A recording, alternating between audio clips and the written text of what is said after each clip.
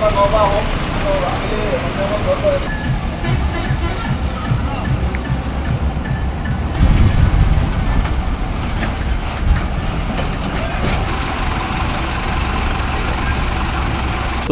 আজিৰ পৰা আৰম্ভ কৰা হৈছে। কথাখিনি অকণ প্ৰচিডিউৰটো ৰাইজৰ জ্ঞাতাৰ্থে জনাই দিয়ক।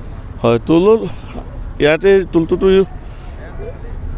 অলৰেডি ৰহা বা সোণাপুৰ এইটো হৈছে। অলৰেডি ইয়াতে এটা তুল আছিলেই আৰু এতিয়া আমাৰ ধৰি লওক 60 কিলোমিটাৰ যিটো ডিষ্টেঞ্চত NHI তুল হেৰি কৰে, ৰাস্তাটো সৰি গৈছে। এতিয়া তুলিং কৰিব আৰু যিটো NHI হেৰিতে যাব আৰু ইয়াতে যিখিনি সুবিধা আছে, সুবিধা ধৰি লওক আমি এখন মেডিকেল ভান আছে আমাৰ ৰাস্তাৰ মানে সেই 60 কিলোমিটাৰ ভিতৰত যদি যিকোনো এজন পেচেঞ্জাৰ ফোন কৰিলে 103 ফোন কৰিলে মেডিকেল ভান তেওঁক ধৰি লওক ৰিকভাৰী কৰিব সিমানখিনি।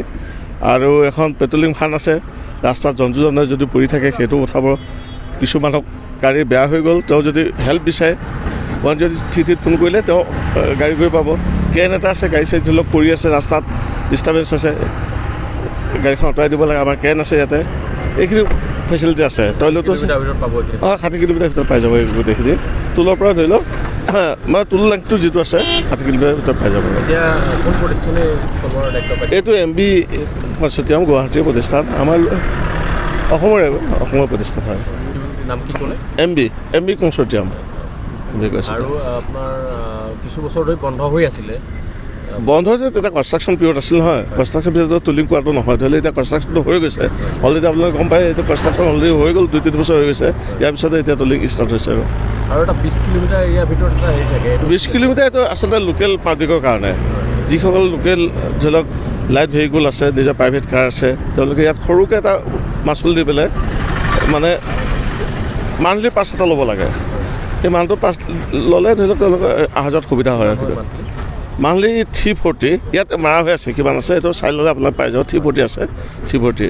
ওচৰৰ চুলুং বজাৰ আমাৰ কলিয়াবৰবাসী ৰাইজে সৰু সুৰা গাড়ী হওক আৰু ধৰক মালবাহী গাড়ীবোৰ আপোনাৰ ইয়ালৈকে আহে। আমাৰ বজাৰ কৰি ৰাতিপুৱা গধূলি ইয়ালৈকে আহে, 4 বাৰ কৰি আপ ডাউন হয় হেৰিয়া হৈছে। তো এইটো ধৰক টোলগেটটো খুলিছে আমাৰ লোকেলিটি। কি কৰিব এতিয়া তেখেতসকল জানিব, কাৰণ কি ধৰক মই যিখিনি কথা ক'ব লাগে মই কৈ আছোঁ। মোৰ এৰিয়াৰ ভিতৰত ট্ৰেভেলাৰ 32খন আছে আৰু আল্ট্ৰা আছে 34খন। এইখিনি মোৰ এৰিয়াৰ ভিতৰত পৰে। গাড়ীবোৰৰ লাইনবোৰ এনেকুৱা বেয়া হৈছে, মালিকতো আমাৰ চালক পৰিচালকৰ মানে চলা বহুত অসুবিধা হৈছে। এতিয়াতো ছিজন জানুৱাৰী মাহটো, ডিচেম্বৰ, জানুৱাৰী, ফেব্ৰুৱাৰীটো অলপ কিবা কাম চলিব পাৰে।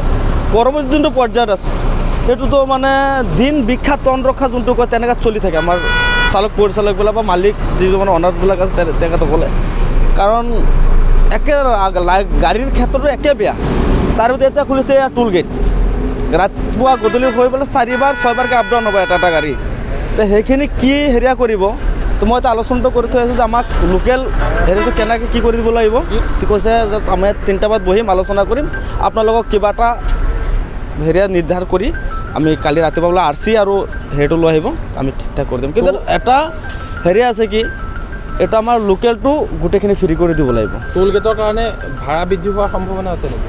না, যদি হেৰিয়া হয় তেতিয়া ভাড়া বৃদ্ধি হ'ব লাগিব। কাৰণ মোৰ গাড়ীবিলাক, মোৰ যিবিলাক গাড়ী আছে নগাঁও, তেজপুৰতে চলি আছে, 6 বাৰকৈ আপ ডাউন হয়, আপোনাৰ যোৰহাট আপ ডাউন হয়। তো সেইখিনি গাড়ী যদি হেৰিয়া নকৰে বৃদ্ধি কৰিব লাগিব ভাড়া। কাৰণ আমিতো বাচিব লাগিব, মোৰ চালক পৰিচালকৰ হাজিৰা পাব লাগিব। মালিক বোলে ইমান টকাৰ গাড়ী কিনিছে, তেখেতক কিবা থাকিব লাগিব। যদি আমাক ৰেহাই কৰিব লাগিব, যদি ৰেহাই নকৰে আমি সেইফালে হেৰি কৰিব লাগিব, ভাড়া বৃদ্ধি কৰিব লাগিব। কাৰণ এইটো মোৰ এটা খোলাখুলি কথা আছে। আজি মই সাধাৰণ সম্পাদক কলিয়াবৰ মটৰ সমীক্ষণ। আপুনি বিচৰা বাতৰি পাব কেৱল নিউজ 18 এপত। নিউজ 18 এপ ডাউনলোড কৰিবলৈ স্কেন কৰক এই QR কোড। গুগল প্লে ষ্টৰতো পাব এই নিউজ 18 এপ।